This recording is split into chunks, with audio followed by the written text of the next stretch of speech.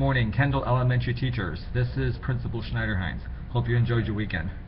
We are in day 6 of week 2, and I am sure your team has been busy reviewing data in the students' cumulative files for the classroom simulation. Use critical thinking when looking at this data and deciding how the data may affect your future planning. One person from your team should submit this assignment by the end of the day tomorrow. Remember to post questions on the discussion board that you may have about the data in the cumulative files, using an appropriate format. Teachers are required to submit their interview and observation summaries and reflections that they had completed for the host teacher and the special education teacher at their field sites.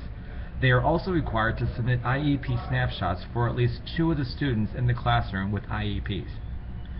Be sure to complete your Week 2 journal entry and peer evaluations.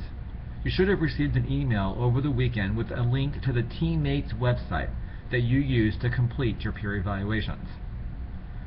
Teachers are reminded to complete the required reading this week, as well as to read the lectures in the Week 2 folder in Blackboard. As we move forward into Week 3, your team will begin to use the analysis that you did on the students' academic and social-emotional needs in order to develop a co-teaching plan and a plan on how to arrange the physical environment in your simulated second grade classroom. This may seem like an easy assignment, but keep in mind data should drive your decisions. Also, in Week 3, you are asked to watch the documentary Including Samuel. You will find a link in for the documentary in the Week 3 folder. Here's a brief summary. Photojournalist Dan Habib rarely thought about inclusion of children with disabilities before he had his son Samuel 8 years ago. Now he thinks about inclusion every day.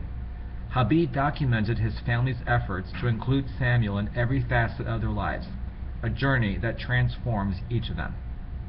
I look forward to the work that you submit this week, and I hope that you have a great week.